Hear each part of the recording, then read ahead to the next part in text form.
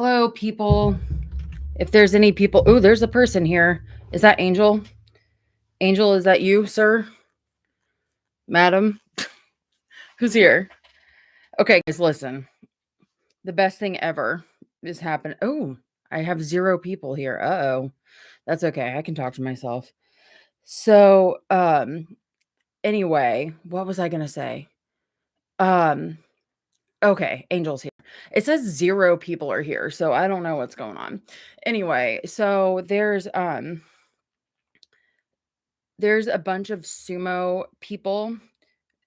They're called rickshaw in London right now, and they are doing a basho, which is like a little it's a sumo competition, but it's also educational in London right now.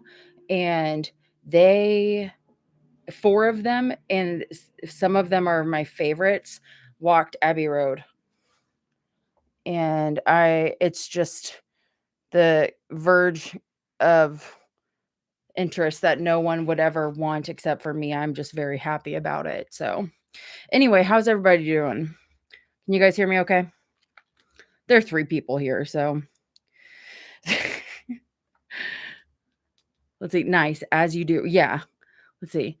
Everybody doing okay? Everybody having fun? Let's see here. We're going to put working by myself. All right. So, I don't really have anything specific. I just realized it's been a minute since I've gone live, and I probably should, because I should.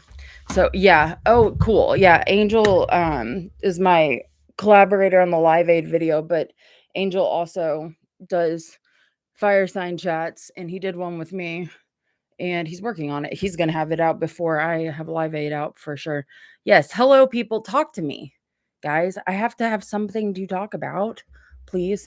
There cover the Beach Boys. I said fire sign. I said fire sign, I swear to God. No. What was I gonna say? I don't know. I swam this morning and I swam yesterday morning. So I've been doing stuff. I'm working on it, trying to get active again. But yeah, I'm rereading Bob Geldof's book. Guys, it is fucking insane. Like, and it's actually written by him. Like, he has a co-author, but you can tell just because, hey, oh my God, Pete Stanton, like my first subscriber, Pete Stanton's here. Oh my God, everybody give it up for Pete Stanton, the one, the most patient man of all time, I think, the most long suffering, perhaps. Um, but yeah, I've been reading Bob Geldof's book again, which I'm glad I did, because I was really focused on certain aspects of it. And now I'm like, I really am rereading it. And there's a lot there that I just kind of like pushed aside. And yeah. And then I don't know, like every time I think, oh yeah, we're like for sure ready to like spruce up we're for sure ready to spruce up the script and get everything going. And then, what are your thoughts on Sir Bob since the beginning of the Live Aid project? So, first off, I didn't know anything about him except for I knew I don't like Mondays. I forgot that I knew it, but I was like, oh my God, I do know this song. But so at first I kind of hated him because the comparisons were so strong against George in the concert for Bangladesh. So at first I was mad because there is this quote from the Alan Clayson book, and I'll literally just pull it up. And it is so good. But like, so I was going in angry because if you've watched my concert for Bangladesh video, there's literally only 5 people here. That's crazy. Um, I I read this. I think it was like the last thing I read. But with the concerts for Bangladesh shipwrecks as his sea markers, Bob Geldof would be knighted for Live Aid after 1985, but further back on pop's road to respectability, George's efforts had been rewarded by an elevation to Playboy's Musicians Hall of Fame. He'd received an MBE for less. Live Aid was still 2 years away when he presented a check for a fraction of the concert's net proceeds to Hugh Downs of the U.S. Committee for UNICEF on an American chat show. By the way, I have looked up and down to try to find this, and I haven't found it yet. I know it's out there, but I want to find it. Anyway, accepting a special citation in return, George told the viewers, "It's nice to know you can achieve these sorts of things, even though the concert was 10 years ago and the public has forgotten about the problems of Bangladesh. The children still desperately need help, and the money will have a significant impact." It was beneath him to vilify those who, in frozen ledgers and computer runoffs, had super taxed the starving, the diseased, and the huddled masses fleeing from terrors. By the way, my pronouns are they, them, not she, her. Um, and so I was going in thinking about that. Like that is really all I knew about Bob Geldof outside of the I don't like Monday. Oh my God, Andrea, hello. Um, have you watched Inglorious Bastards yet? That was you, right? That we were all bullying to watch it. Have you watched it yet? um, anyway, so I went in like hating him basically because I was like, oh my God, this guy, this motherfucker, he kind of rode on George's coattails and um he got so much hype and George really just got a lot of like, well, he only did it for props or whatever when George really did concert for Bangladesh because just truly because Ravi asked him and um, educated him on what was going on. And once George found out what was going on in Bangladesh, he was heartbroken and he was like, we have to do something about it. Um, and he put aside his um piety and his self-righteous attitude that he was really going through in those early 1970s, and he was kind of went through a celibacy stage during concert for Bangladesh, and he worked really hard really quickly.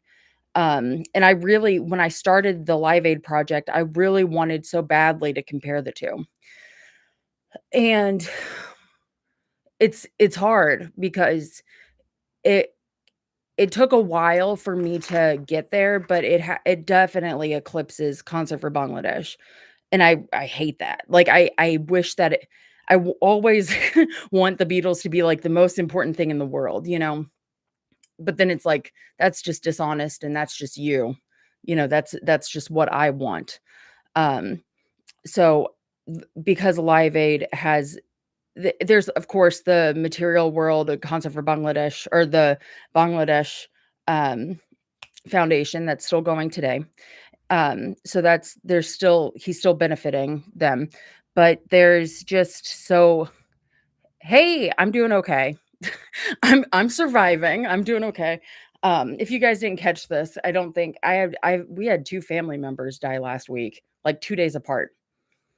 So it was just like, Alan, you are so right. Concert for Bangladesh is my favorite non-lost video. I mean, really, I rewatched it when Angel and I started working on this video, and I was like, Angel, you got to go rewatch it. It is the best video I've ever done. Is the best writing I've ever done. You know, and it was just so I went in like thinking about George because George opens Concert for Bangladesh. There are 2 shows, right? And he opens it with Ravi, Al Akbar Khan, and Al Raqqa um, playing Indian music. It opens with them, 15 minutes. And he says, no smoking, pay attention, please give them your grace. I want you to know who these people are that you're helping today. So he opens the concert with them.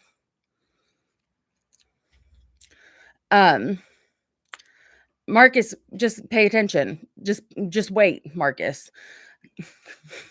Because I wanted to compare, I had to compare the 2. And Marcus, you have to understand that that there's one that opens the door for the other. Like, so there was, and also when you're going in with so little information, and so little understanding of Live Aid, I understood a lot about a concert for Bangladesh, and I didn't know very much about Live Aid at all. I mean, I this is the only introduction really that I had to Bob Geldof, right? So it's impossible. I'm a human being. I can't go into it not without comparing. And the Beatles take up so much of my space, and the world knows me, like the world 6,000 people know me based on my relationship to the Beatles or my knowledge of the Beatles. So it's like impossible for me not to compare them. Like that is an impossible standard. So anyway, um so but the video changed really quickly. Like the direction of it changed because so I went in like thinking about, so it starts with the Indian music presentation. So they play.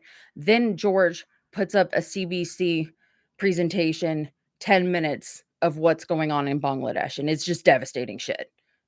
Devastating shit. And then they play. So it's like, I don't know how he got the mood from like, so he got the mood from like chill, very like vibey music. And if you're getting into it, you're getting into it. It's like pretty pumped. And then you have like this heartbreaking 10 minutes. And then he opens with Wah Wah. And it's like, people will always be captivated by a Beatle, and Beatles actually, because Ringo was there too. And it's a great song, and Billy Preston's up there, like, everybody's up there, so it was great, and the show really just gets going, it's great. So, what I knew about Live Aid was that I started looking at the list of performers, and my biggest concern was asking a couple people. I was asking Angel, I was asking Alan, you know, "What did you think about the presentation?" Like, what were African artists centered? Like, so I went in knowing that they weren't. And so that juxtaposition, that comparison is actually extremely important. And that takes a big chunk of the video, because, and not talking about George, but talking about the fact that those artists aren't centered. Um, and to not have that actually a very good example in the way of the message and the focus from George would really, really take the take a lot of salt and vinegar out of my video. So, anyway, um, Ravi's set really set the mood. Yeah, it did. Um, let's see, I guess it's cool after the Fab Four went solo, they became these philanthropists, at least John and George did. I don't know how many benefit concerts Paul did. Paul did several. Paul did Live Aid, and he did Live 8. Um, Paul wasn't he was invited, not really, to Concert for Bangladesh. I think that there was kind of like somebody said it to Paul, but George didn't. It might have been Klaus, I think. Somebody was kinda like, "Well, he's doing this," and there was no way Paul was gonna show up. I mean, they were in the middle of a lawsuit. Um, Play the Beatles visual novels. What are you meant what are you talking about? I don't know exactly what you're talking about, but I'm interested. My curiosity is piqued. Um, so and Ringo did, Artists Against Apartheid. I don't know exactly why Ringo wasn't a part of Live Aid, but Apartheid was in '84, and Live Aid was in '85. So, I don't know. But Ringo has the Lotus Foundation. He and Barb started the Lotus Foundation, which, benefits, I mean, if you watch my domestic violence video, I go into it. Actually, the least charitable the least charitable, like, philanthropy, of all of them, and I'm so sorry, was John. And that includes because Paul went on to, I mean, he also has foundations, does a lot of work with vegetarianism, animal welfare stuff. Ringo does animal welfare stuff, but, um, Paul and Linda did a lot of oh yeah, concert for I don't know how to say that. Kampuchea. I don't know. Kampucha? Kampucha? Is that how we say it? Um anyway, let's see. There's an illustration books that go along with Beatles lyrics. Oh, okay. Camp yeah, Wings played the concert for. Well, yeah. So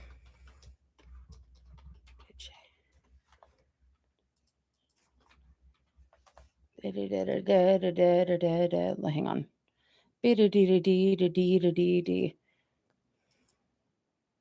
Kampuchea. There we go. Okay. Um, yeah, so Paul did lots of stuff, but um here's the thing, like I think in John Poole, yeah, if Paul had shown up, that would have killed his lawsuit by allowing him to be represented by Klein. Still bums me out that Paul wasn't at the concert for Bangladesh. So like here's another thing.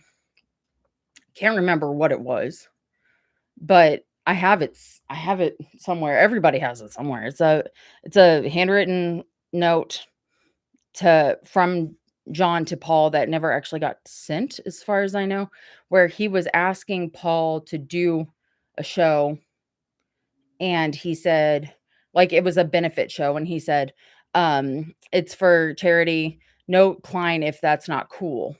But that's not, I mean, like, it would have just it was more than it not being a bad look, because going to Rock and Roll Hall of Fame at that point would have been more of a bad look for Paul in 80, 87, 88, 87, 80. Okay. Anyway, that would have been a bad look, uh, but he was on good terms with them and they knew that. But like, there was no fucking way you were getting Paul anywhere near Alan Klein, and Alan Klein was all over that thing. Um, I believe that unfortunately, good intentions have always sidelined greedy people. Um, with shady business. Live Aid itself suffered that with Ethiopian government allegations. Fun fact, Brandy Carlisle met her wife because she worked at Paul's charity division in NPL and contacts her. Oh, wow. I did not know that. Like, there's just so much that I don't know, guys. So yeah, that's the thing. Luis, well, if Mike never talked shit about the Stones and Paul not showing up at the Hall of Fame would have been a bad foot. Yeah, yeah. Mike Love, that was like my first introduction to like anything that was not musical from that guy. Hey, Odessa, thank you. I cut it myself. I should not have found that out because I have too much power now. Paul had the speech in his pocket, according to George, for the Hall of Fame.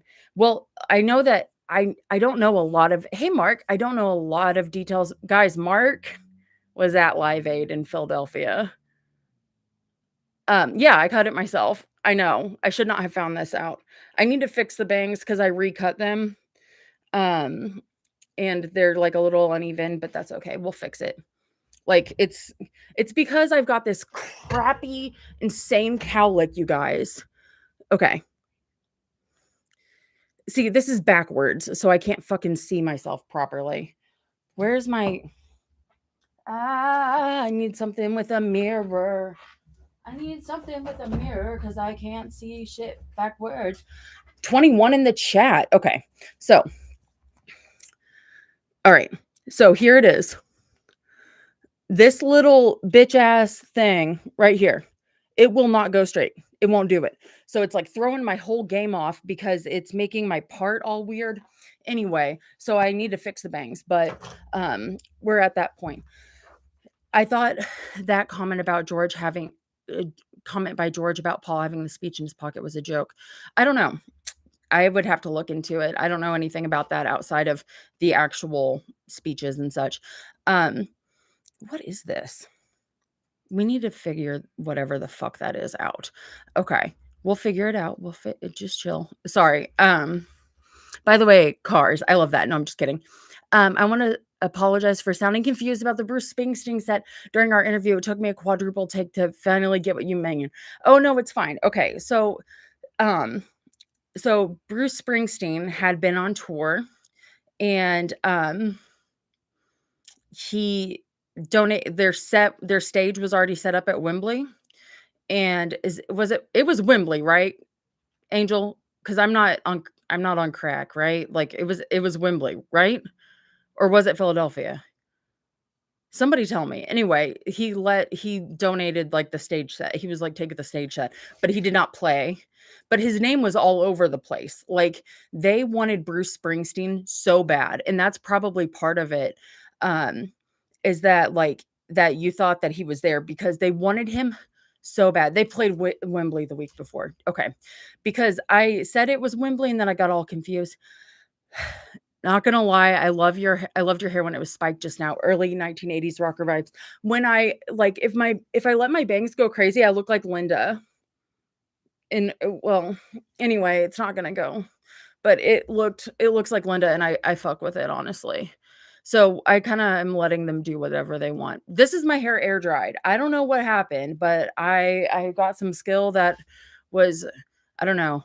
Um A couple of the E Street guys were at Wembley, okay. Well, they wanted Springsteen really bad, like, they wanted him so bad, like, that, um it's funny because Cat Stevens showed up the day of, like, and he was like, "I got a set," and they're like, "Motherfucker, no, you don't, you can't come here."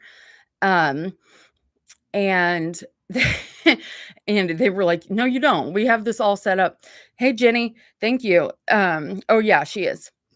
And they were like, "No, you don't, dude." But then somebody said, "But if it was Springsteen, it would be different." And and it's sad that Midge had to tell him no. Why didn't, like, one of the promoters, well, probably because he went to Midge first. Poor Midge.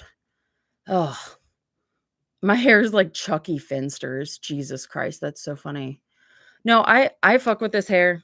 I think whenever I see my girl, like, I'm gonna have her, like, even out the shit that I've done wrong and kind of make it even more layered and just let it grow because my hair grows really fast.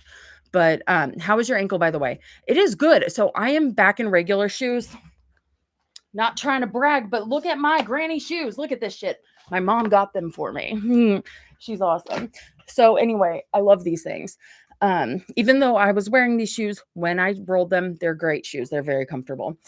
So, my ankle's good, I'm out of the boot now, but I'm taped. I'm like, I have KT tape, I have a brace, I have to wear socks at all times because keeping your joints warm helps from pain and stuff like that, and then I ice it all the time. I luckily, I was already doing physical therapy. I do physical therapy for all kinds of, um issues that I have rheumatoid arthritis, so I have several issues. So, the fact that I did all of these, like, regular ankle, strengthening exercises and stuff really saved my ass because I was already okay. But the biggest issue, and, like, I think I talked about this in the live, but I know I talked about it during my Patreon live where I was just like, "Guys, I had to stand up the whole time, it was so painful." Yeah, I think Bruce did Farm Aid. Um, and the Chris Christopherson and oh my god, I can never remember their fucking names. That group. Johnny Cash. The name that I have for them in my brain is not it, which is embarrassing because I really like, um no, no, like, super group. Johnny Cash, Willie Nelson. Yeah, the Highwaymen. They did it too. And I think one of the original people that Bob mentioned at the infamous, press release was Chris Christopherson. Dynamite. Hey, hello everybody. Just saw you guys on. Love your hair, Lars. Thank you. Yes, the Hogwaymen, Jay. I'm just messing with you. So, anyway, I started the Complete Beatles for a Beatles documentary watch through session the other day, and in the middle of it, I don't think Chris was on the poster. I think he was mentioned. He was either mentioned on a press release or he was mentioned in one of the 8 billion interviews that Bob did. And, like, I love this picture of Bob. Um, he says, me being torn apart by horses, and that's kind of how I feel right now. Like, but let me find this photo. By the way, this book, Bob Geldof's autobiography, got a picture of him. He willingly put it in here of him in blackface. Love it. The times they are changing. Yeah, here it is. Yeah, seriously, Chris Christopherson. Oh, I was devastated. Okay.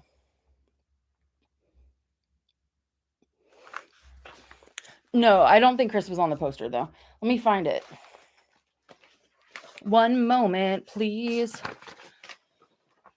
Yeah, he was the lead in this minstrel show, all boys school. I just don't know why he put it in, but also this was 1980 it was 86 when he wrote and published this.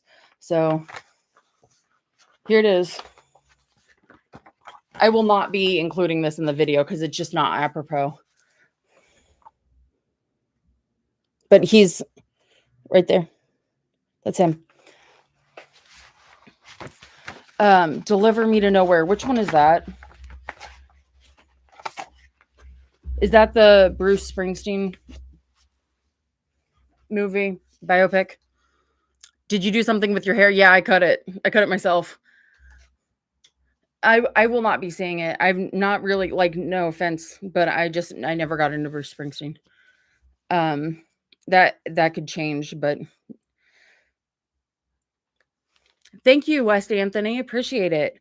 No, I was going through videos to see if I could find like something, and there was the first time I filmed the intro to the Live Aid video. I filmed it like 5 or 6 times. It's changed a lot.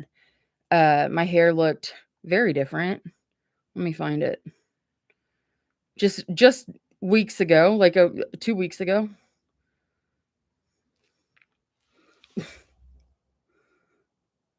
That was my hair like September 27th. My dad's obsessed with the man. He won't shut up about it if I don't see with him. I mean, I just like I suck at this stuff because like I'm not gonna spoil anything, but Abigail DeVoe was texting me about a project coming up. And thanks, Mark. And and we were really excited because it's a band that I also really like. And Abby was like, "What do you think about such and such box set?" And I was like, "Didn't even know that it came out. Don't follow anything about other bands like that. I just listen to them." And then I was like, "God, I really I'm supposed to be like on top of shit." And I'm just not. Most biopics make me wonder what else I could be doing. Yeah. No, I know. I just like I just don't think that there will ever be as good a moment as when Jennifer Goodwin stand there looking at Joaquin Phoenix and he's like, "I don't know what you want from me." And she's like, "You, John, I want you and I want everything that you've promised me." And I'm like, "Girl, there's no beating her." That was Jennifer Goodwin, right? Or am I like on crack? Yep. Oh, she was perfect. And I'm just like, none of you guys are going to be able to. Well, and Saoirse Ronan is great, but Angel, I'll text you. I just don't want to spoil anything. Hey, Richard, I'm late, but smelling great. Hell yeah. We'll probably not post Jen, but at least I'm here. I smell like chlorine. I swam this morning. Let's see.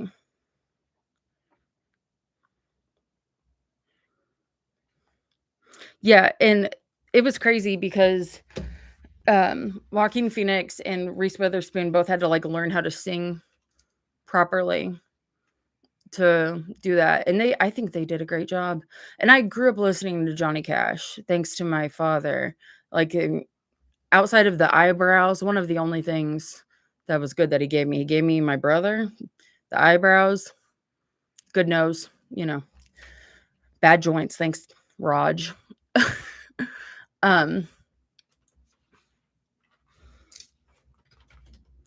Yeah, Reese was awesome in it.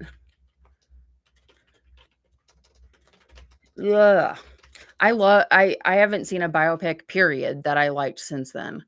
I just haven't. And people some people liked Rocket Man. I was like, "I'm good." And some people, liked Bohemian Rhapsody, but nobody that mattered liked it. So, but a lot of people have told me to watch it because of the Live Aid set. Oh, Love and Mercy. I keep meaning to watch that, but I'm worried about my mental health. I'm like, "Will I survive it?" Yeah, don't say anything, Alan, you probably know. But yeah, no, I'm worried about my mental health. I'm surprised Nirvana and Oasis don't have biopics yet. Nirvana would make a little bit more sense, but since Oasis, like, everybody's still alive, and it's more like personal fighting. Rocket Man, good. Bohemian Rhapsody, good. But the fact they mess with the timeline makes me. Oh, hey, Derek. Oh, you're fine. It's a survival movie, really. Yeah, if I'm going to go watch a movie, most of the time, a movie like in theaters, which I go see movies probably every other week. We get them really, really cheap here because we're members or whatever. And so we get to see movies for like $5 a piece. And if we bring in snacks, oh shit, your disc is almost full. I wonder why. Live Aid. Shit. Manage. I will do that. Ugh, that's gonna be so bad. Oh no. Okay. Anyway, we'll get there. Let's see. So oh, that's gonna be so bad. Fuck. I have to move so much shit over to I have to move so much shit over to my hard drive, my SSD, which is crap. Okay. Low disk space is real, dude. And my disk was bit like I thought when I got this computer, I was like, everything is gonna be fine. This is gonna be perfect.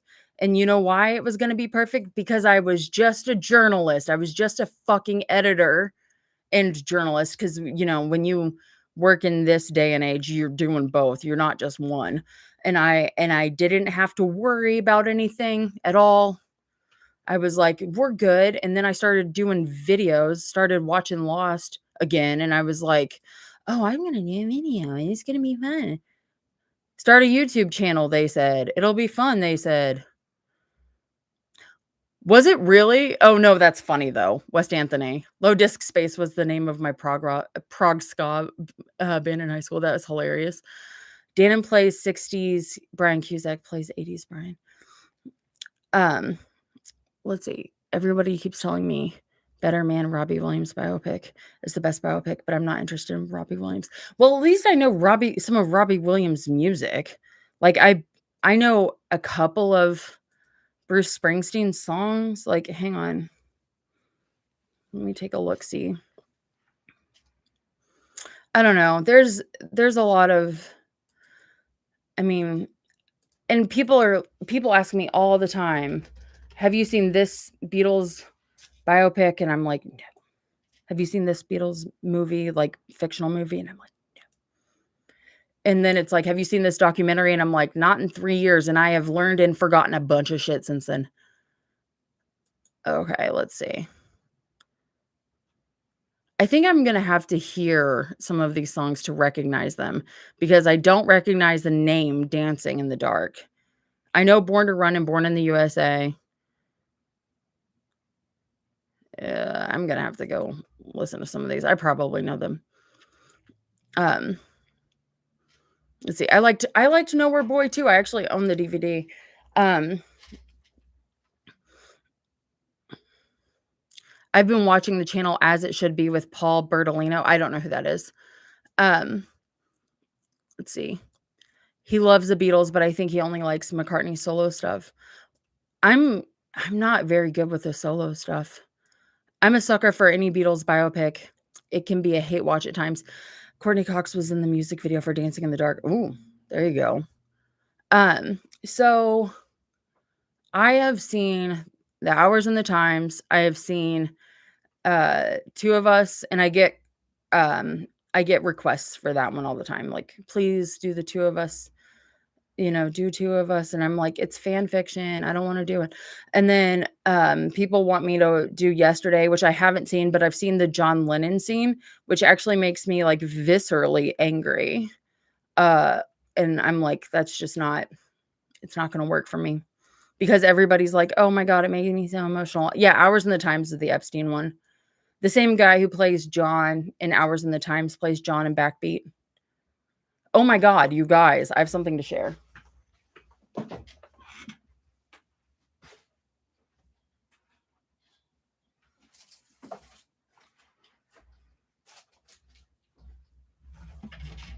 So, obviously, I got a turntable for my birthday, and so my partner has been looking for stuff for me, and my partner I was working on the Backbeat, or I just finished the Backbeat video, and I was so pumped about it, and I'm still pumped about it, and he was like, "Hey, I thought that I brought you home the soundtrack.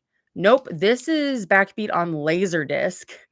And I was like and he was like, "I'm so sorry, that's so boring." And I was like, "No, I fucking love that. I'm so pumped about this, and I'm so pumped about this too." If that scene was made in 2025, Lennon would be total AI. Fuck AI. Fuck generative AI.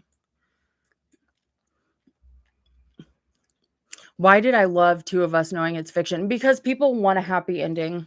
Like it's real. Like it's understandable that people and Paul loved it. Like and Paul wants a happy ending. Like people want to know that those two had a real tangible happy love, you know?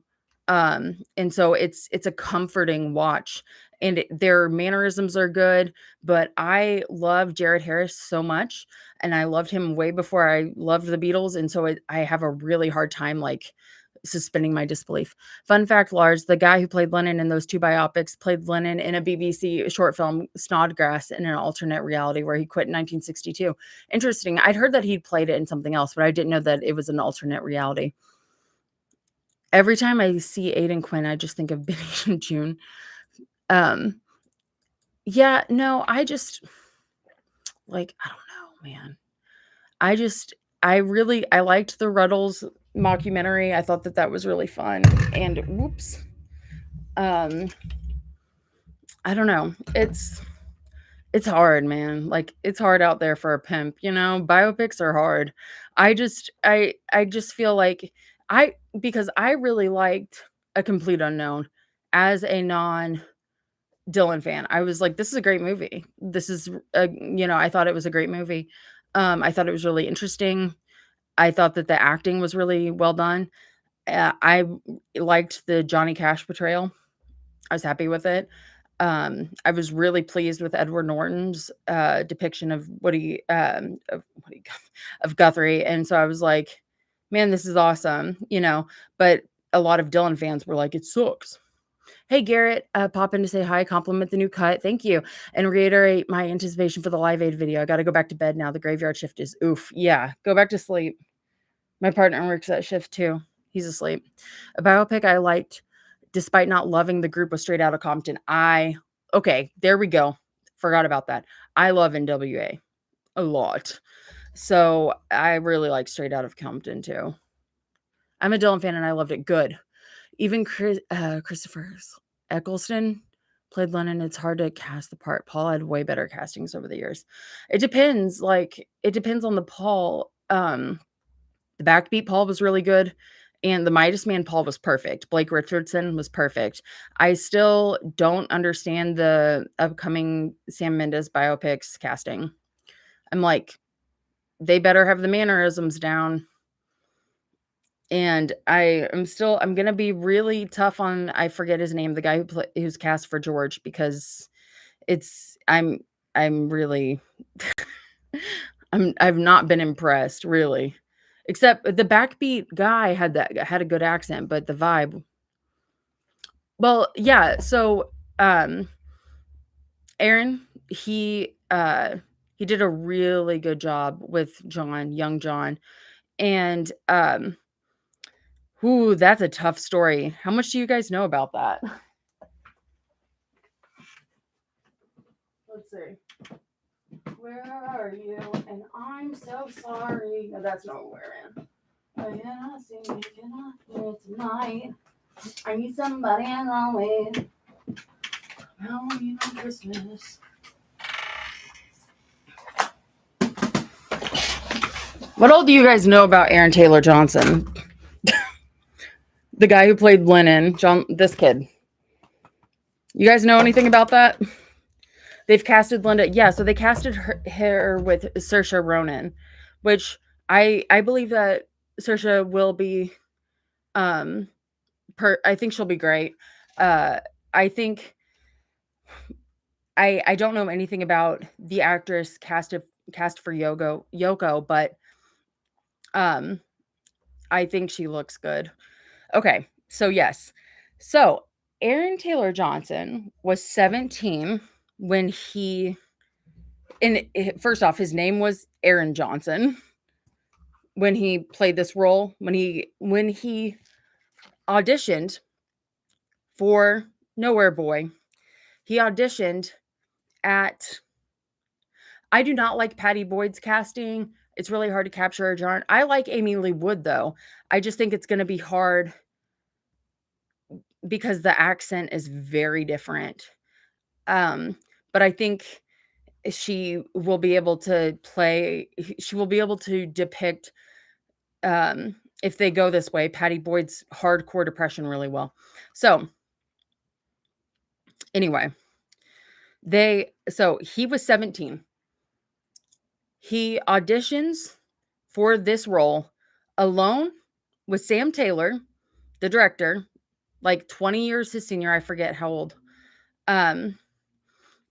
And at her home alone. And I've heard rumors, this could be wrong, so like take it with a huge grain of salt, that he already knew her from like when he was like 14 or 15, like that he had met her before. Okay.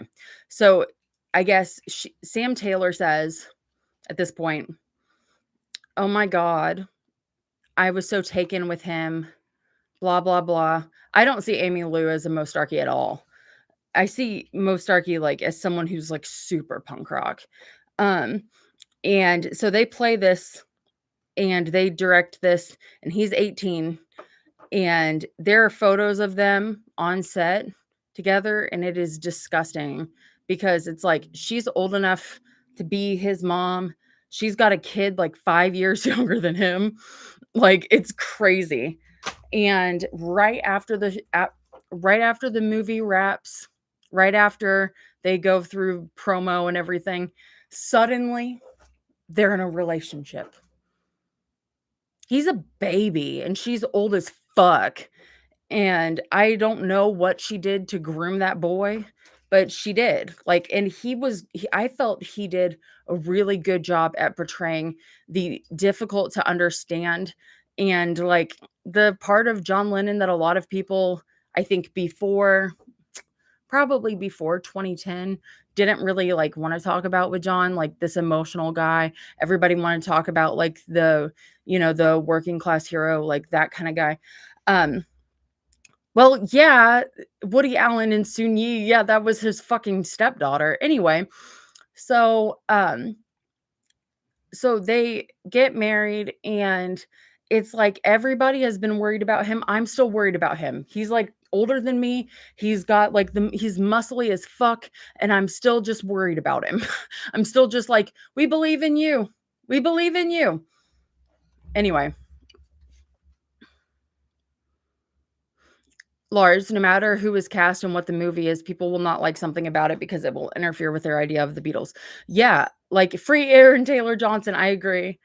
I just feel like biopics are really hard. So usually I would rather go see Ariana do your thing and free Aaron. Oh my God. Andrea, you are so based. I followed you back on Instagram, didn't I? You followed me on Instagram. I followed you back. We should be friends. That was so fucking funny. That was so funny. Let's see. He has not had the easiest time doing comic book movies. Ian Hart. Hang on. Which one is he? Ian Hart. Ian Hart. You guys, I don't know people's names the way I should. Oh, yeah. Okay.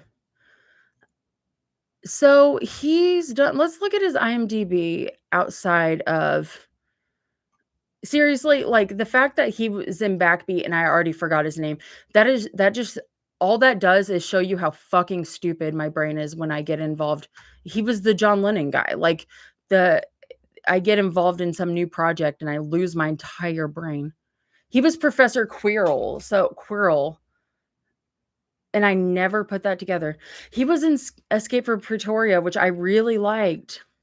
What has he done recently, though? Mm, nothing that big that I've seen. Okay. That's interesting. He did Escape from Pretoria, and that was with Dan Radcliffe as well. Yeah, he was amazing in Backbeat. He was so good.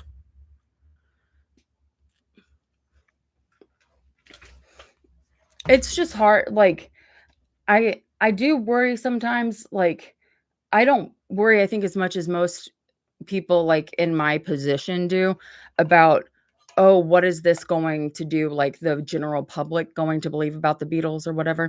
Because 'Cause I'm already like, "Well, what else could they do?" Like, it's not gonna I frankly, I'm like, it's probably not gonna get much worse than it already has been in the past. Philip Norman already wrote Shout. Like, it's what else could they do? You know? I don't know, make, George and Paul look like faithful people, make John Lennon look like a really nice husband, like, oh, Slasher nothing. I'm just talking shit. I talked about Live Aid for a while, and it was stupid. Who played Paul in the Linda McCartney story? I still haven't seen that. He should have played Paul again in a Beatles biopic. Let's see. Linda McCartney story. I need to watch that, but, like, every time I wanna sit down and watch that or Love and Mercy, there's, like, something visceral inside of me that's like, "No, we're not gonna do that. We're gonna do literally anything else." Gary Bakewell? Who's that? Oh, he looks like Paul. Okay. Okay, okay, alright. He was Paul in Backbeat. Duh. Yeah, okay. He's a good Paul. He has not acted in 2000 since 2005, but he did 2 Pauls, and he was a good Paul.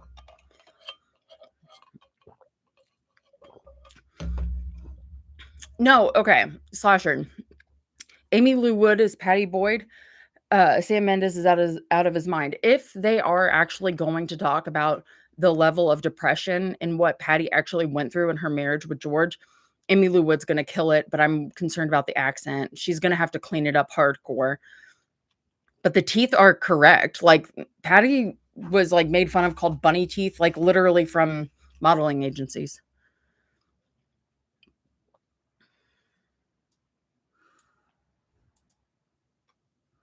Andrew Scott did a great Paul and a John biopic. Andrew Scott. There are so many biopics, guys, I could never catch up. And I sound like such a curmudgeon because I'm always like, "Oh, I care about the real baby." I could see it. I could see it. I could see why. I don't know what he did though.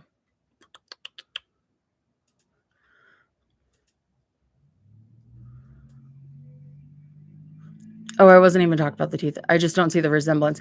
Well, I think they were going from, like, the vibe, but I don't think Saoirse Ronan really resembles Linda.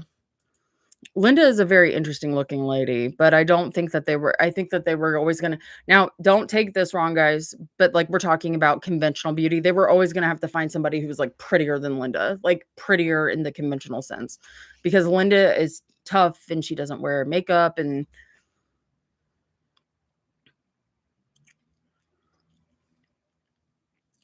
no, I'm with you, Dynamite. Let's see, is this a safe space? I haven't watched Get Back yet because I know it's gonna be such an emotional situation for me. No, I understand. I get it. Like, I'm not gonna it is a safe space. I'm not gonna fucking chastise you. This is such a safe space that I'm so tolerant that I'm intolerant. If you're a bitch about certain situations, you get blocked. Did you see the short thing they did with Ian Hart playing John as a middle-aged man who has to go to the job center? No, I didn't. Do you know what it's called? Who will they cast as Mo, I wonder? Didn't they already cast her? I can't remember. Like, it's gonna be a lot exciting, but also, like, overwhelmed. No, it's tough, like, and it is hard. Um, it's hard because, there's a lot of emphasis put on episode 1 because that's when George leaves, but it's still tough all the way through, at least in my opinion. Um, it's very there's a lot going on there. I always thought Linda looked a little like David Bowie, the faces, they might look related. I get that. Yeah, okay, Snodgrass, okay. Yeah, I will have to check that out. What's going on with this thing? I need to check that out. Yeah, it was called Snodgrass, and it was like, "What if John left the Beatles?" Yeah, I'll have to check that out for sure.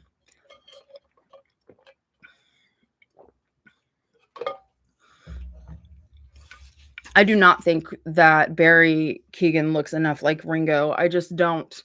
But I don't feel but I understand why they picked him. He's short and he's got a weird nose. Like, what else were they gonna do? Patty lived over a year watching George chant around the house for a year. Like, George gets them in a really bad car accident in 71, 72. And they like, wreck really badly. He was driving, like, 100 in the dark, and so it's really awful because the tabloids get photos of this, and George has this bandage around his head, and you can see blood going down his face, and Patty's like this. She looks really uncomfortable. And so George's head, like, he had to get stitches or staples in his head. And so his hair was long, like all things must pass long. I think it was actually about as long as mine is, not all things must pass. But so he cuts his hair, and his hair looks real dumb in 72 because of it.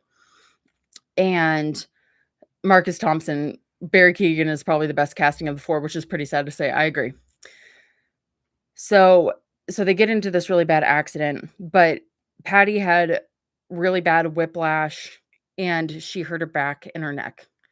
And she was told and she had, like, really bad headaches and a lot of spinal pain. She was told basically to be on bed rest for about 3 months. So what did George do during this 3 months? He bought a drum kit, set it up in the room next to Patty, and played drums during all that time while she was supposed to be resting. So she would just sit there and hear ba-da-da-da-da-da-da-da-da-da-da-da-da. I just wanna know why. Like, why couldn't you go be fucking somebody else during that time? Leave her alone. Fuck.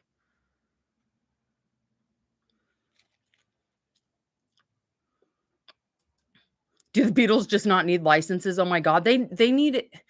They shouldn't be allowed to drive. Like, all of them I mean, well, I George and John got in a lot of wrecks. Like, they just ding, ding, ding, ding, ding, ding, ding.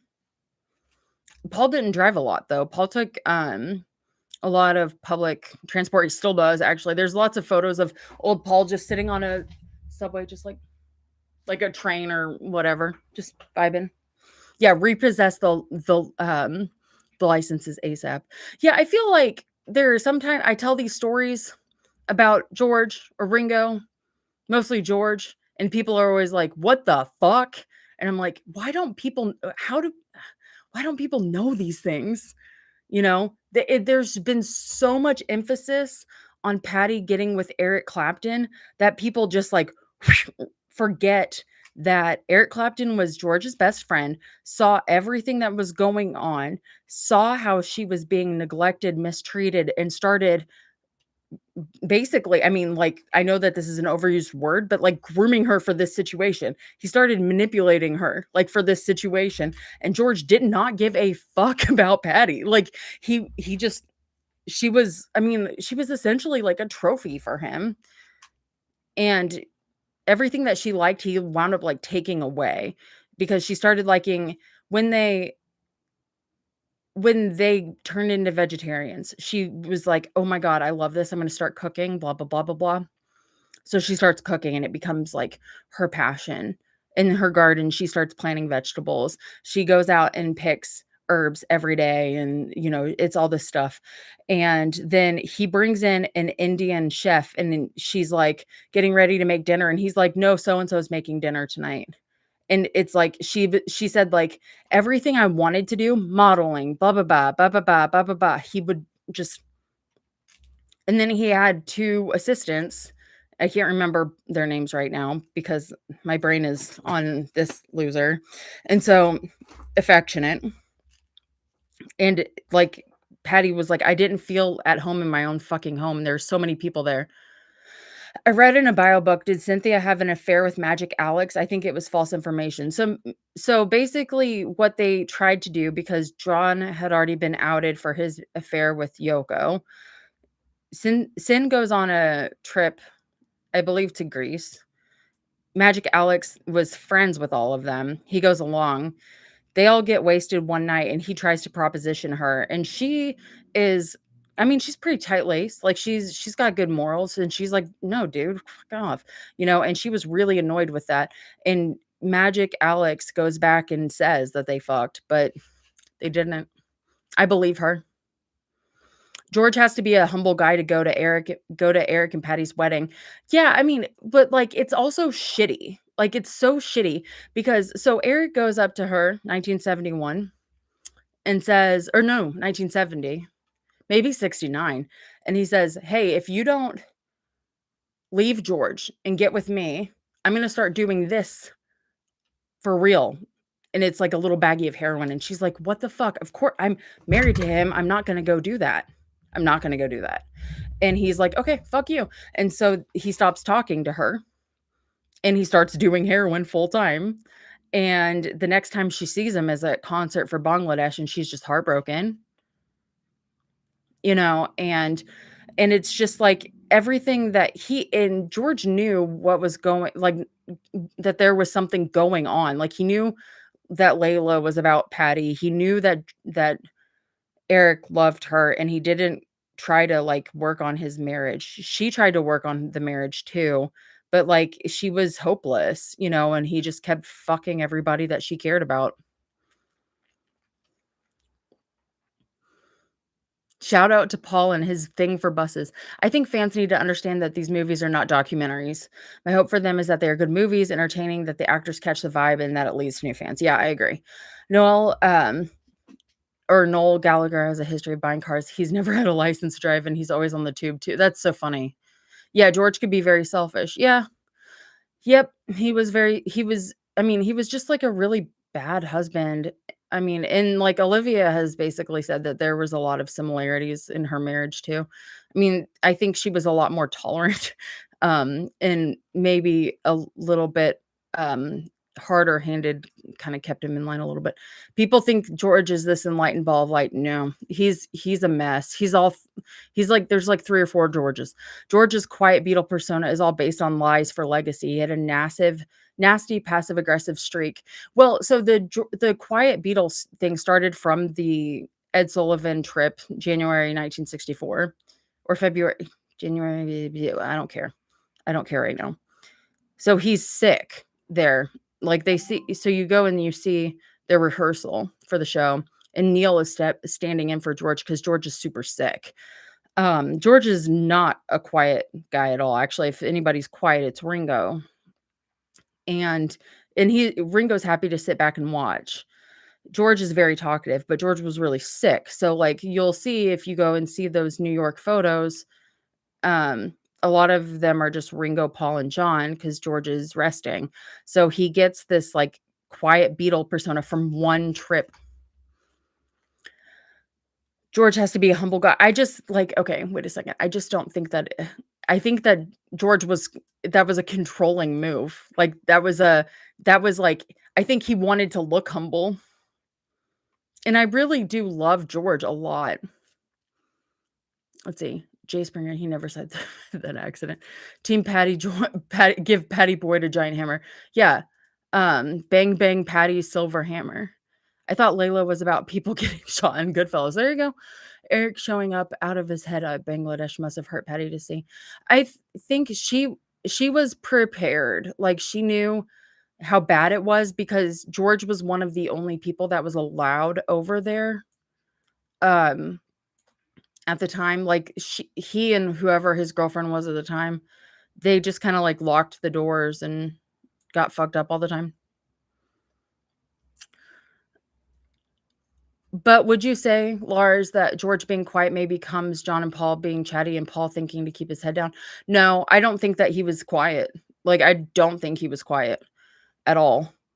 I think he could take a backseat when in songwriting, sure, yeah, but like quiet, no. In general, quiet, no. He was never really like if you go back and listen to Anthology. Yeah, no, I know what you meant, Time Lord. Like even if you go back and listen to Anthology and like the things, like he's still doing the count-ins and stuff. Um, who started the quiet one narrative in the press? I'm not sure. Yeah, it was the press, but I don't know exactly which outlet. I think it was just all of them. Somebody probably pinned the name and then it started. My friend and I saw Clapton like 5 years ago, and I think he insulted me personally by playing a reggae version of Tears in Heaven. Yeah, that's a personal attack. Um, None of the Beatles have been great at being classy. Yep. Um, I must say one of the comments I've seen about John by people is some dumb person saying that John's lesson of peace was not valid because he was violent. I could not disagree more. Yeah, and I wanna say, like yeah, Olivia saying George loved women and women love Georgia. So, yeah, that's hard to watch. It's hard to watch. Like, I want to be clear, and I think that it is clear, not in my lives because I just, like, talk out my ass and I just say all these things and my opinions and blah. But, like, in my videos, when I'm actually doing something that matters, that I love George a lot. Like, I feel very passionately about George. Um like, I mean, not that I don't feel passionately about the others, but it's really I have the hardest time with George, so I work the hardest to try to feel like to work on my empathy toward him because it's really hard. Like, it's really hard for me. So, because I feel really like I understand where Paul's coming from, I understand where John's coming from, I really understand where Ringo's coming from. Like, I felt like I got Ringo really quick, and with George, it's always been really hard for me. Like I always thought it was annoying sometimes in his interviews because I'm like, I think you're trying to play up how awful it was. That kind of bothered me.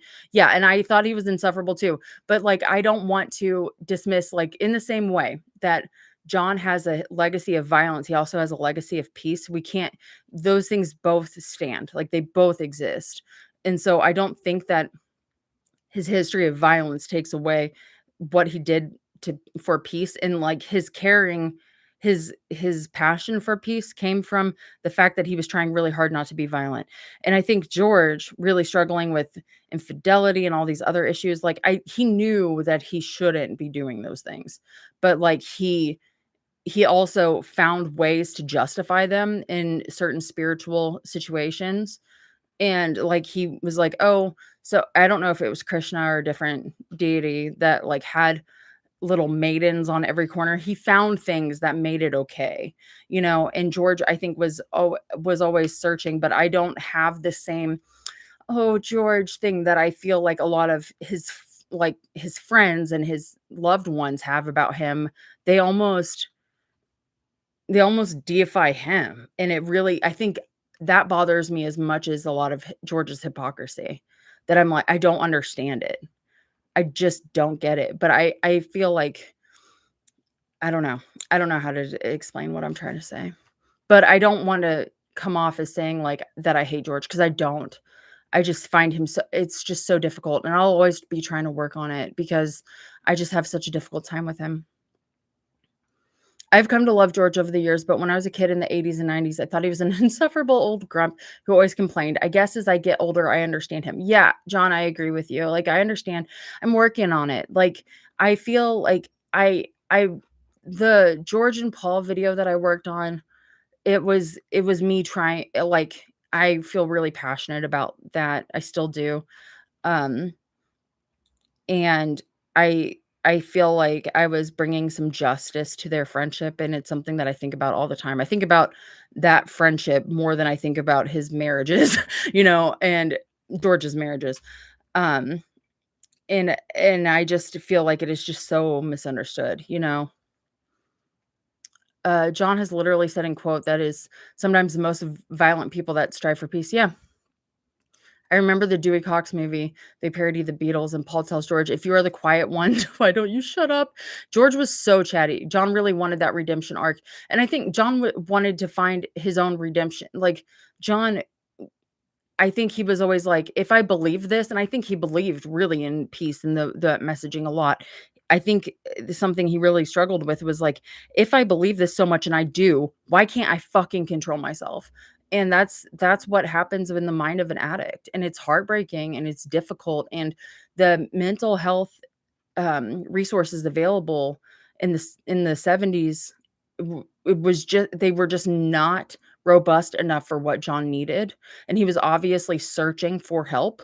He tried, a myriad of things, whether it be primal scream therapy or um bizarre ass diets or just saying fuck it, I'm gonna drink or whatever. And the most terrifying thing about John was that he was a binge drinker. Like, so it was like he would try really hard to, like, he would white knuckle, white knuckle, white knuckle. He'd be like, I'm doing good, I'm doing good, I'm doing good. And then he would go like 5 days crazy. Yoko would have no idea where he went. Like, it would just be scary. It's scary. My partner was saying the other day, he was like, "People like to think that John would still be alive if that didn't happen, and I don't think he would be." And I was like, "I think you're right.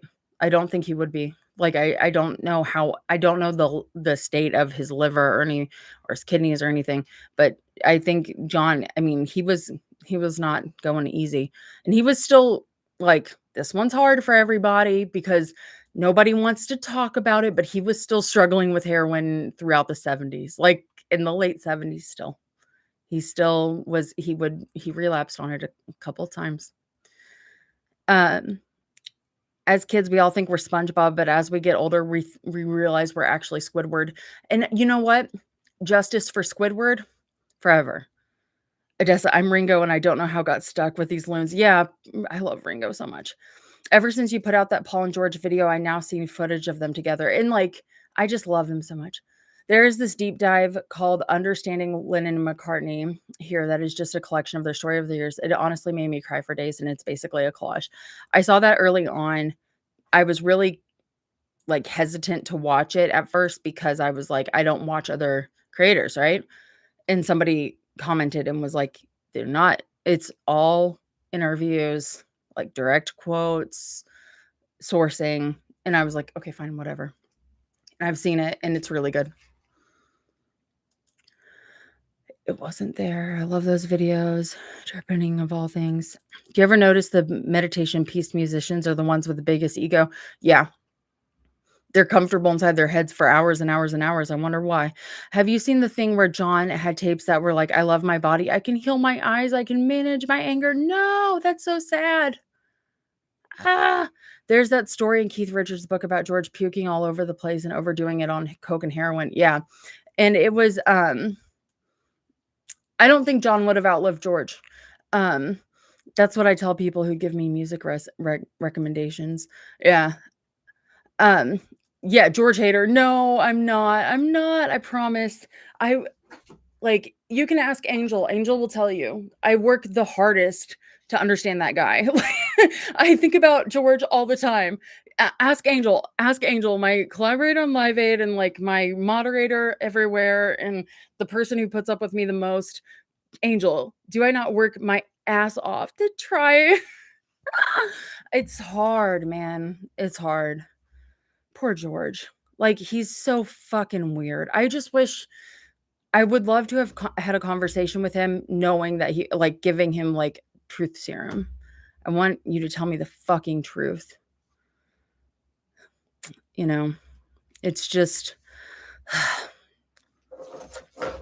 I don't remember where I saw it, but one of the doctors that saw John said his body health was in such rough state. Yeah, and his dental health was in a really bad shape, and, I know that that seems stupid or whatever, but actually really poor dental health and heart issues are linked. I heard George's Dark Horse album was his cocaine album. Yeah. And I think there was a lot of that throughout time. I don't know who would have outlived David Crosby and Brian Wilson were supposed to die in their 40s and they both made it to their 80s, so you never know. Tell me, George, would you really kill Yoko over a cookie? Yeah, no, seriously. I always thought his physical health looked terrible when he was doing that comeback in 80 before he was shot. Yeah, he looked really thin. I have a hard time thinking about it. Like, he looked unhealthy. He and Yoko would go on these macrobiotic diets. Yoko looked thin too. Like, they would be, like, really strict with him. And Yoko slipped a lot more than John, but if Yoko said it was a good idea, he would try to, like, make her happy. That was part of the thing. Like, he needed mommy, like, you know? And so, hey, Naya? Nay? I don't know. I'm gonna fuck it up. But hola, Material World is the John was too tall to just not be eating without looking weird, so for real. Hell, I doubt it. I'll make it to 70. I'm working my ass off right now to get healthy again because I want to live forever. I had a really rough go like the first 28 years, man. And I deserve to catch up. Material World is the next album to get a Zoe Tribe vinyl for the Record Store Day, Black Friday, 7,600 copies. They only made 3,400 of ATMP. Ooh. I'm using a translator. What are you talking? We're talking about George right now, George Harrison. Angel, do you mind translating? You don't have to. We're talking about George Harrison and wishing. We're also talking about John's health late in life. George was transitioning from Patty to Olivia in 1973-4. Yeah.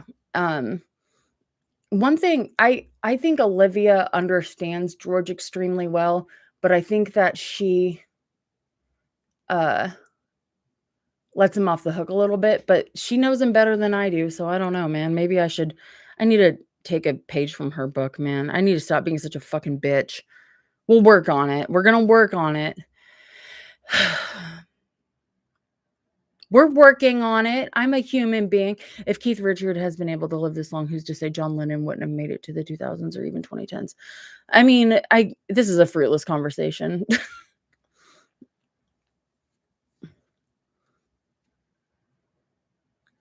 It's not worth it. I don't know. Ringo was so sick so many times, hospitalized so many times. I'm so joking. Jay, I know you're joking, babe. Death makes everyone a saint. There you go. After the score, he says, "Do I just assume that George and Olivia had an understanding?" Yeah, like, no, I'm not gonna say that. I think Olivia understood him, though.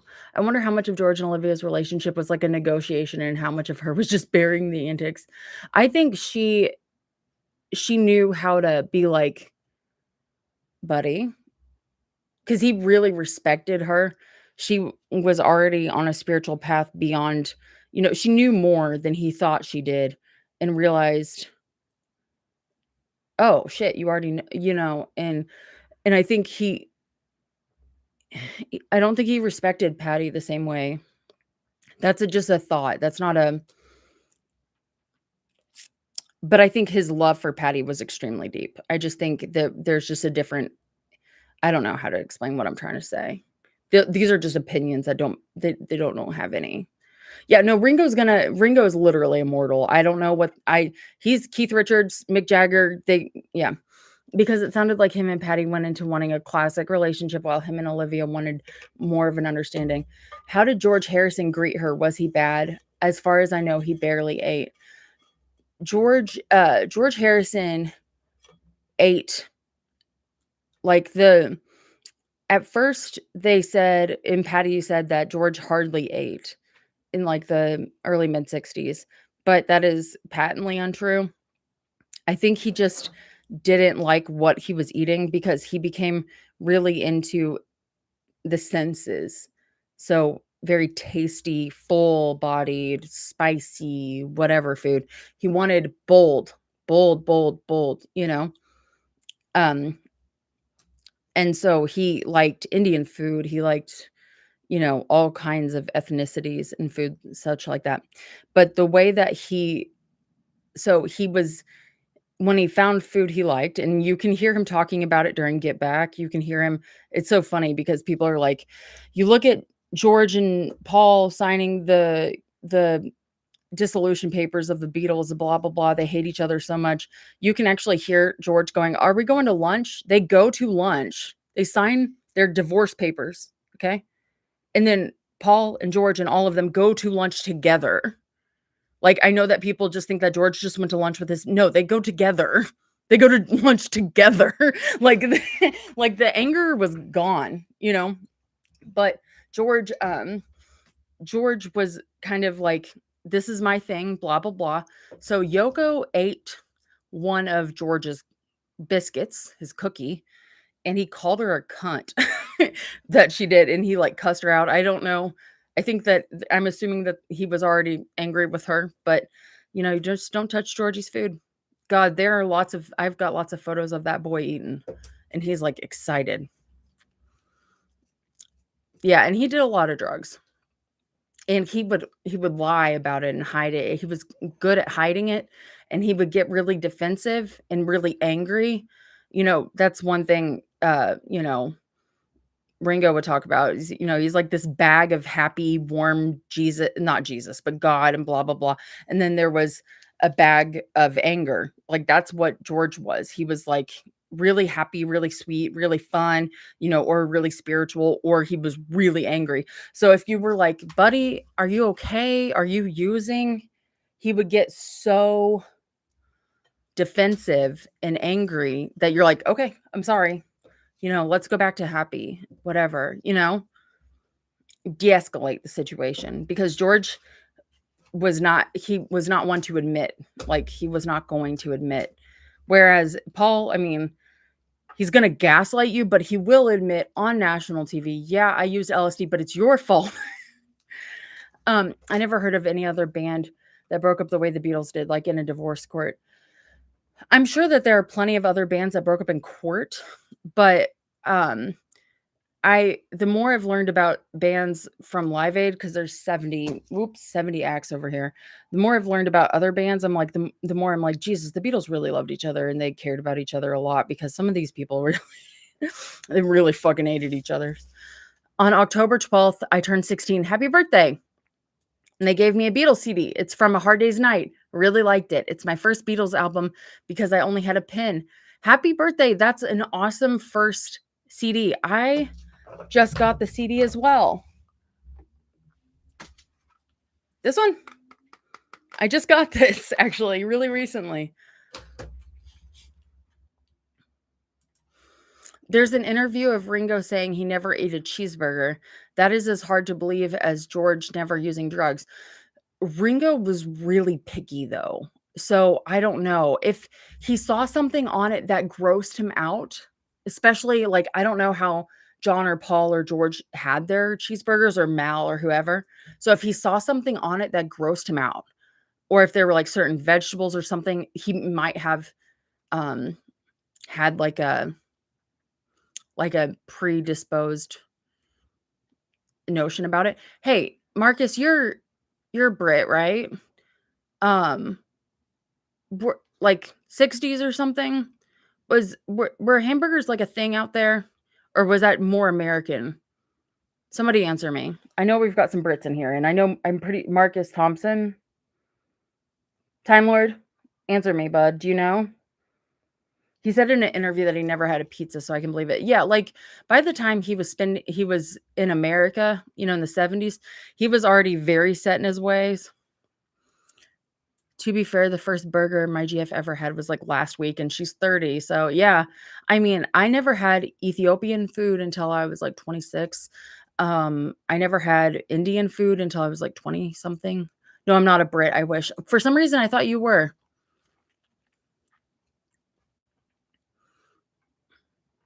I feel like I missed some stuff. Something about everyone is like, "George running to sign the papers." Wasn't he running from lawyers?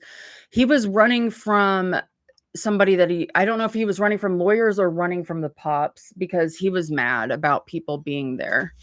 Fish and chips were a thing in the UK. Yeah, they were.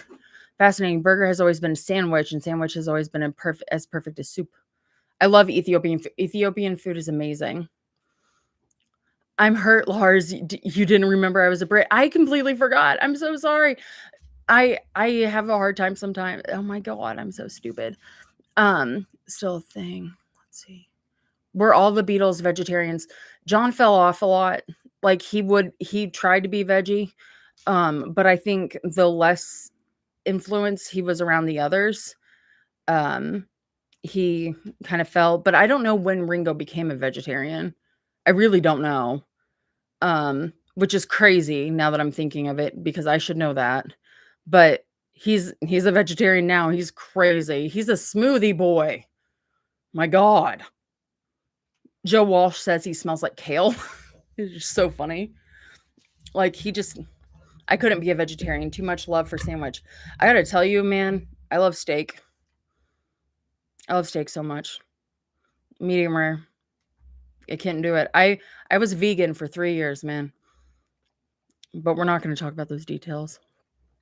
Yeah, because of Ringo's early childhood peritonitis, there were a lot of foods that he couldn't tolerate. And a lot of I think a lot of food, like, he kind of decided things, that, he was like, "I'm not gonna try that. I don't want to." What do you think about Anthology 4? Do you think there's really new material? I mean, from what I saw, there's only material that's already been published. There's a couple of songs that's technically new material. That being said, what I'm happy with is the remastering or the remixing. I'm interested to hear what they're going to do with it. I'm not as pumped on Anthology 4 as, the music release, but I'm happy with the new formatting of the anthology book, which I forgot to order, and I think it's already come out, or it's coming out, like, today or tomorrow or something like that. Um, and I'm extremely happy for uh, the reformatting, remastering, or restoring of the documentary. In Lennon's last interview, he said he takes Sean to McDonald's sometimes, but reluctantly. Um, let's see. Lord. Guy, burgers, Coke, and Brandy Alexander's. Arby's now has steak nuggets. Yeah, no, we're good. I'm an Arby's apologist, and even I won't stoop that low. I love a good medium roast beef, okay? Imagine the cashier's reaction to giving freaking Lennon a Happy Meal. Just like when Gilda Radner was moving into the Dakota, she was on the elevator, and John was on the elevator, and she was like, "Hello," and he was like, "Hey."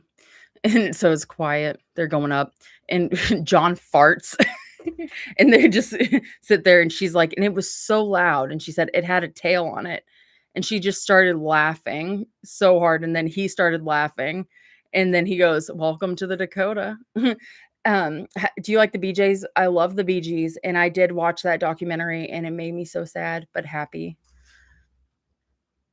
You said Gilda Radner, and I cried. I love her. I was disappointed there was no 27-minute Helter Skelter. I would love the 27-minute Helter Skelter. Were Big Macs even a thing in 1980? I do not know. I do not know. I think that was like a 90s thing, right? Someone said him and John would sneak away to get ice cream. I love that. That's awesome. Yeah, Yoko ate chocolate a lot which I'm like, same girl, you know. So I had to find out that the Bee Gees were white, and then I found out this week that they were from Australia. What the fuck? I know. It took me a minute to catch on to that. May Pang admitted in her Howard Stern interview that she and John occasionally had Pizza Hut and Burger King. I love that for them. Come on. Everything is fine in moderation. I'm learning it. I'm trying.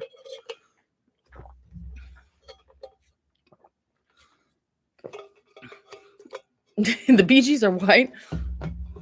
Let's see. It must have been sugar free. Sean says John never let him even have sugar. He didn't have a Coke until 1984. Huh. Big Macs are from the 70s. The more you know. Hey, 13th Nile. I don't recognize your name, but I'm sure I've seen you before. I don't know anything about this stuff. Let's see. What I get at McDonald's is the 2 cheeseburger meal. Sue me. I don't get McDonald's very much. It is expensive now. You like Bee Gees. What are your thoughts on Andy? Hang on. Is that one of... Oh my God. Guys, I'm so far in the freaking... I was going to say, Andy. I don't know them that well. Like, I don't know the Beatles, like the Bee Gees, the way that I know the Beatles. I just know like some stuff. Don't ask me non-Beatles questions. Apparently, at one point, Yoko had him, the fourth brother. I don't know anything about him off the top of my head. Like, I know about, like, I know that I've seen the documentary, but guys, it's been a minute. I saw it in the at like 4 a.m. when I hadn't slept. It was during that 3-day thing. 3 day of no sleep. Let's see. Okay. Damn. He died so young. Fuck. Guys, I don't know. Don't ask me questions. I'm stupid. No, he died in the 80s.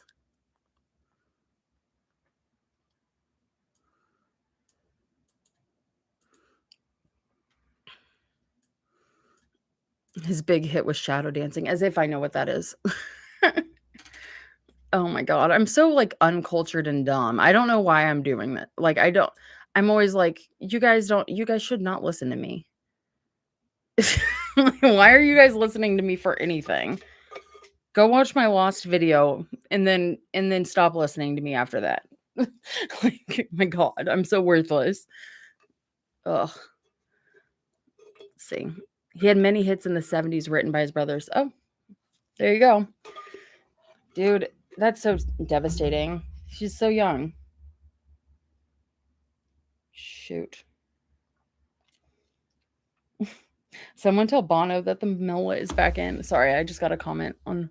I feel so bad for Barry watching 3 younger brothers die. Yeah, he said something like that he would take it all back if he could just have his brothers back. Ringo only ate canned beans for like 2 weeks in India. Yeah, he brought an actual suitcase full of beans. I absolutely believe he never had a burger. Yeah, like he's not exactly known for the variety. He ate beans and eggs, and he had to beg for the eggs because they were like, "We don't eat." I decided to believe Lars is my primary source of news from now on, better than Fox News. Well, do you have any current artists you like Taylor Swift or Sabrina Carpenter? I like Billie Eilish a lot. I listen to a lot of stuff that is probably not like super super mainstream, but mainstream enough. I like Ash Nico. Here.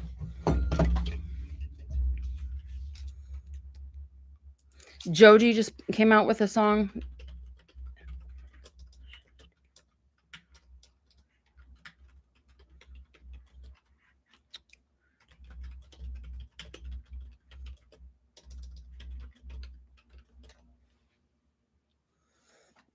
I like a lot, like, I don't listen to a lot of modern music. I listen to a lot of the Beatles.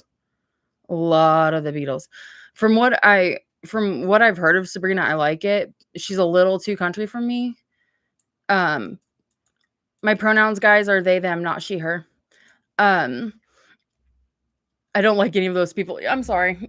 You know, I like, I have a pretty eclectic sense of music, um, but it's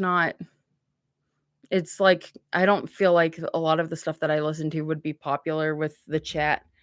Oh, I like baby metal. I like, there's some song like some K-pop stuff that or J-pop, I guess would be more accurate considering things that I like. But I never really got in. I'm a little too old, you know. Um, I like a lot of I like a lot of women artists. Do you find yourself listening to earlier Beatles or later Beatles more, not necessarily searching it, but as it comes up? Um, let's see. Angel, you going up? No, Angel's not grumpy. Angel's like the most open-minded of them all. Um, so I I love Doja Cat. I love Doja Cat. Yeah, that's one. Doja, I like Rico Nasty. I like that vibe. I like, oh my god, I like Poppy. Love Poppy a lot. Um, oh, clipping. Let's see.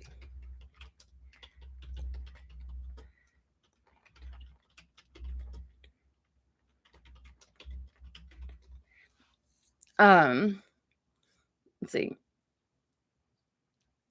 So let's see. Fiona Apple, not really. Like, nothing against her. I just never really listened to her. Doja Cat is low key really good. Yeah, Doja Cat's really good. Really. I really like Doja.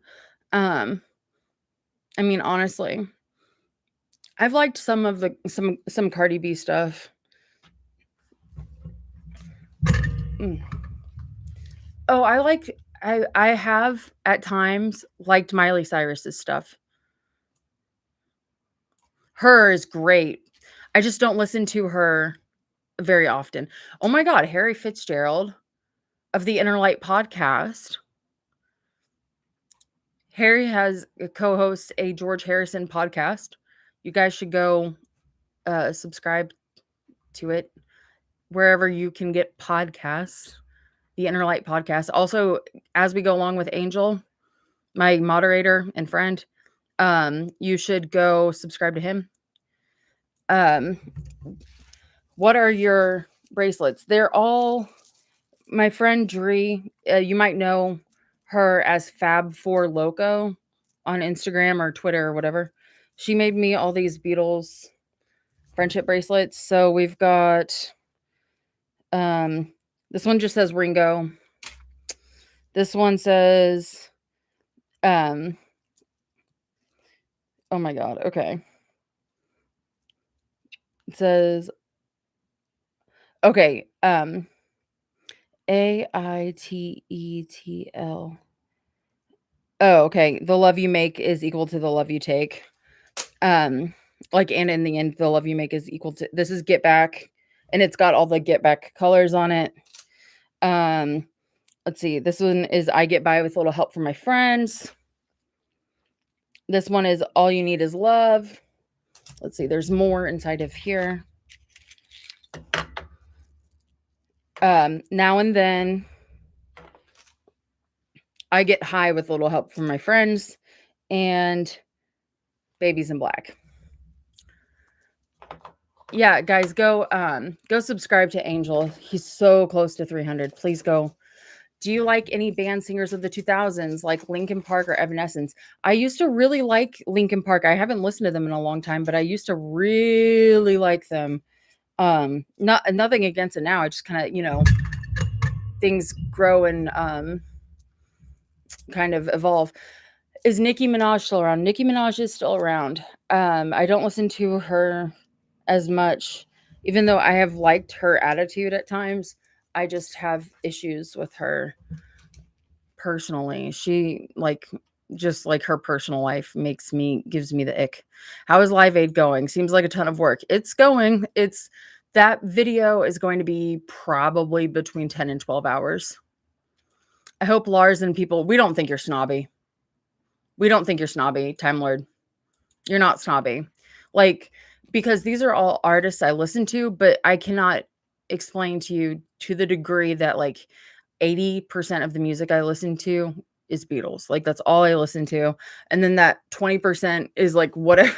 Right now, I would say 50% of the music I listen to is Live Aid, just Live Aid shit. If anyone's snobby, it's me. If anyone's stupid, it's me. Mark, go get your coffee.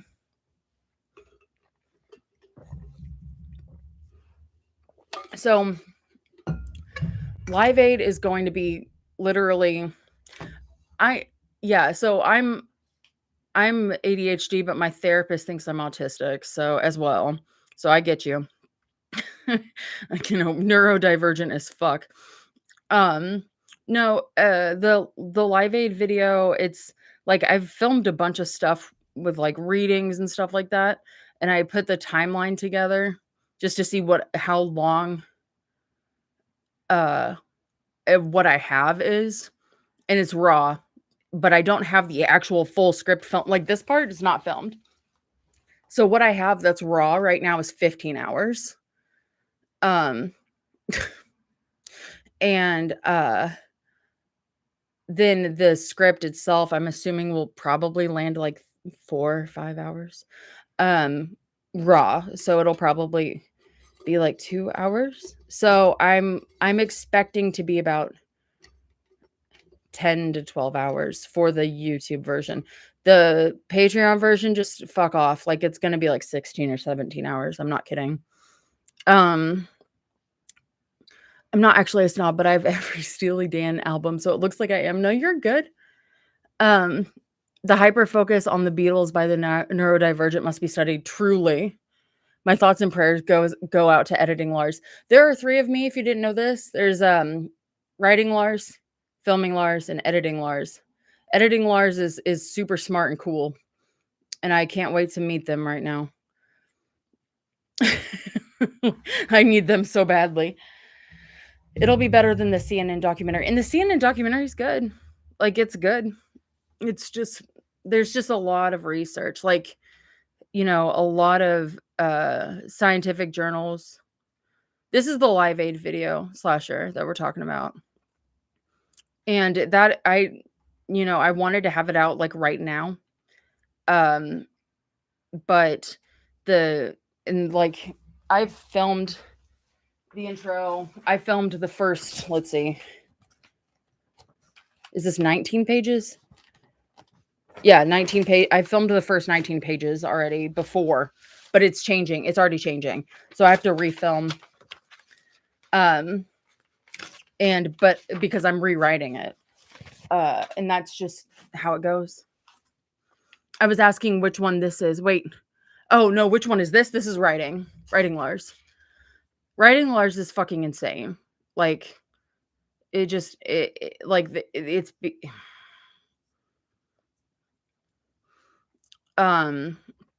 writing Lars is fucking psychotic. Filming Lars, I don't know. I really very much rely on that person because I do not like filming.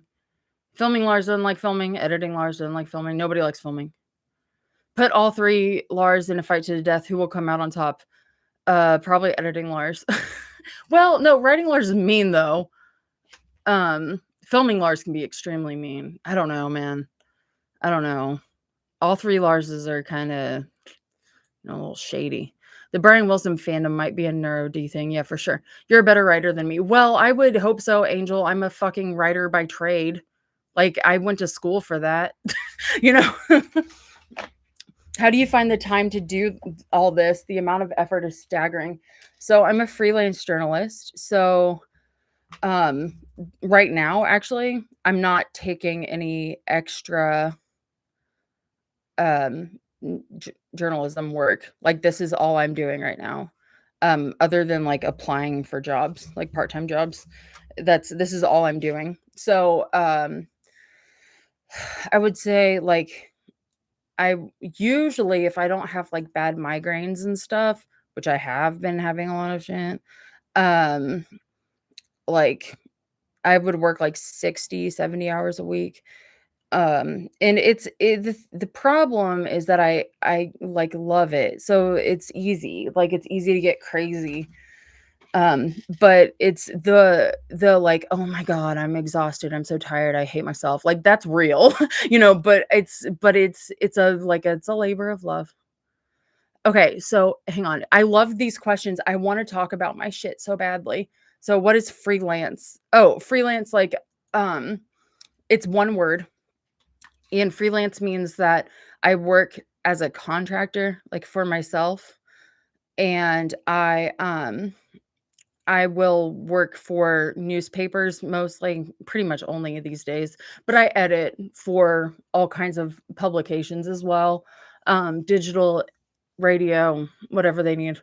But people like newspapers reach out to me. Most of the time, they reach out to me and they'll say, "We have a story. We need somebody to write it. We don't have enough staff. And can you, hey, Suffolk, audiophile, Suffolk. Hello. Sorry, American stupidity over here. Um, like, so you, if people will reach out to me, they'll say, hey, dude, we don't have enough staff to write this story. Can you write this? And I'll say, cool. And I'll write it. So it's like I work for lots of different papers, but I don't work full time. I work for myself. Um, See, I'm driving Lyft while listening to you, by the way. Oh my God, migraines are the worst things known to man. I suffer badly with them. Oh my God, they're the worst. Like they've been getting better and then they got worse again. They're very much stress related for me. The manuscript, that's so funny. Somebody asked a question. I remember when my English teacher said you can write an essay just for yourself, and I was like, "Pff." And that's the thing. Like it is like I just get to I get to do I get to make it so much crazy, you know. And what does a script start if not an essay for yourself? Yeah, exactly. Um, would you recommend the field because I've been interested in it? It's hard. Like you get writing gigs. Yes, I do. Yeah, it's hard. I love it. Loved it. Working full time in journalism is really tough. You are not ever going to make a living wage ever. And so like I Anya, I don't know where you live, but um you can try to work this out. The most I ever made, and I was a full-time editor. I was not just a reporter. I was an editor, and this was when I left was $14 an hour. Okay? And I worked 30 hours or 40 hours a week. Like cuz I was salaried, so I couldn't I mean, I worked more than that. You will never make a living wage. It's extremely stressful and people will yell at you a lot. I do a bit of creative writing, but I've never been published though. Creative writing is fucking hard and I can't do it. Like fictional stuff, no thanks, man. I'm dumb. I can't do that. I don't have this imagination. Would you ever be a ghostwriter? Hell yeah. I would love to ghostwrite. I think that would be great. I would love to do that if I ever had that opportunity. I would do it for anybody. I'd do it for my enemy, man. I would I think that would be fun. Um my enemy, no. Okay, don't say that. Um but I I think journalism is a great field. We need good journalists, like really badly. We need good journalists that aren't afraid, and we need good journalists that are willing to work extremely hard to write the whole story and not get afraid of the barriers, I guess. It's hard. It is hard, but it's a good communications in general is a good field. Monkey Paw, you get to ghostwrite, but it's two of us too. Oh my God. Maybe Apple might ask you to write a blurb for the Rubber Soul book or Rubber Soul box when it comes out eventually. You can dream. I can dream. I can dream. They wouldn't, but I can dream. They would want someone who knows about music, not just some dumbass. Oh, is that pretty low? Is it any better if you have a steady job with a newspaper or magazine? No, $14 an hour was with a newspaper. Like I was a full-time editor at a newspaper. So like my stories now, I can get paid anywhere from, like, $80 for, like, a really little story to, like, $300 for, like, a really big story. So, like, and that's not like, that is the highest I can get. I can't set my prices the way that I should get them. Like, if if I'm being charged for what like, when I get to do editing work now, I get paid a lot more than that, but I'm not gonna share what that is. But, I don't get paid a lot for YouTube at all. My patrons really are very wonderful, and, they help, pay some bills, but it's a low paying situation. Do you know much about the Goon Show and its link with the Beatles? Not a lot about it. Um, I know some of it, but I need to that's something I'll need to get into at some point whenever the time is correct. But yeah, Rolling Stone should hire you. I wish. Rolling Stone's a good publication at times. Um, the music reviews are interesting, but I don't know. I've been sort of imagining a personal ghostwriter. It's tough to explain right. Yeah, I mean, it's ghostwriters are really interesting. YouTube pays me 75 pounds every 3 months with 1,500 subs. So YouTube, like, sometimes I get paid and sometimes I don't. I have work to do, so I gotta scram, but I enjoy these discussions and look forward to the next one. Have a great day. Thank you. I think the most I got paid was it was rather recent. It was like $220 in 1 month. Um, so that was the most I got paid from YouTube ever. Um, and that probably has something to do with the fact that my 4th most popular video is 9 hours. My most popular video is 7 hours. And I put out, like, 3 3-hour videos in, like, 6 weeks. So, TBH, I'm manifesting a job at Fire Park. Harry, you should get one. Ugh. Ugh. You must get something as you must reach the minimum fairly what I don't reach the minimum every month, though, and like, I work my ass off, so and I have 6,000 subs, but, a lot of people make more.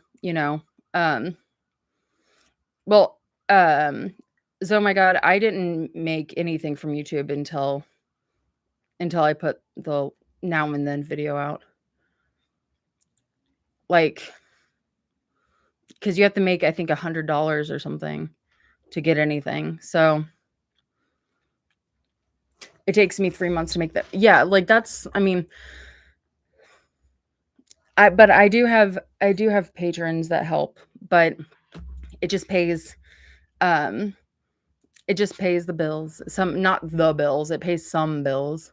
Yeah, it's a shame we need good journalists and reliable information. And like that's the thing, I'm here and I'm talking about stuff that happened 60 years ago, 40 years ago. So I feel kind of like guilty sometimes where I'm like, I should be back in hard news because I was in hard news for 7 years, 8 years working for publications in hard news. And so I'm like, in this day and age, I should be back. But with my current situation and I apply for jobs all the time, but, I've made $48 in 3 hours driving Lyft. Is that good? I can never tell. I think so.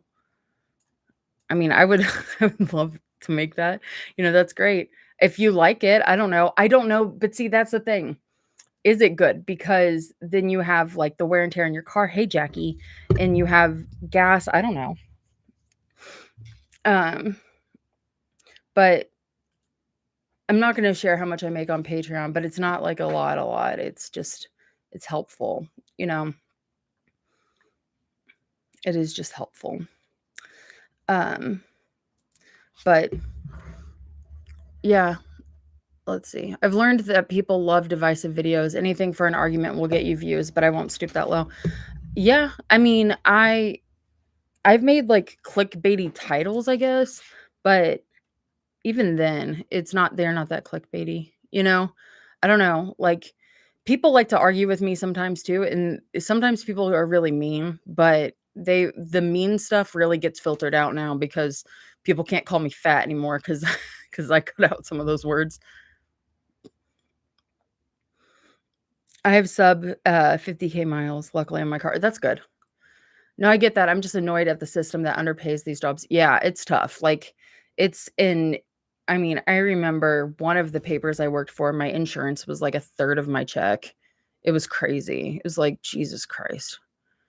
I'm on a solid 12 pound an hour job in my pub, and I'm just writing that out post-university until I can get my shit together. You have trimmed down, I know. Okay, thank you. Um, yeah, I don't know. I just, I'm trying, man. Let's see. My Now and Then video was a good earner, but it would have changed if I hadn't got a copyright strike. I've since challenged that and won. Oh, good job. No, my my best earner is Lost video, and I think after that is the White Album video because of the length of those. It's done well. The George and Paul video did well. The domestic violence video awkwardly did okay because a lot of people engaged with that. So that was nice. Have you ever challenged a copyright strike? I've not. I've just redone it and re-uploaded because I just like worked to get it, you know. I just never I don't know, I probably should, but I probably should have done it with the Magical Mystery Tour video, but I mean, that was the first Patreon video. And that was the first, like, as God intended video. If you're a patron, that's what they're called, my Patreon videos. So, it worked out okay for me. But yeah, I'm probably gonna hop off and go play with this cat. What time is it? 2:07. Oh shit. Okay. Well, not my partner. No, my in-laws are coming in an hour because um our couch is like broken. Yes, this is Jackie. We've got a sectional that we were gifted, and one half of the sectional is extremely nice and bougie. And oh my God, Harry, that's so sweet. I loved making that video. I loved your I just want to listen to one song video. So, so real. I was so annoyed with the comments because, like, a lot of the comments were like, the one song I want to listen to is Carnival of Light. And I'm like, that's not what this video is. Pay attention. And then I'm like, you're a bitch, Lars. Just be happy people are watching you. God, don't be so fucking rude. I'm going to go eat Sizzler for lunch, I think. Got a bang for my buck. There you go. When I was young, I was creative, but things happened to me over the years. Okay. The domestic violence was a brave, informative, and a topic that needed to be handled, but no one ever dared. You're frozen. Oh, am I unfrozen yet? Anyway, we gotta go.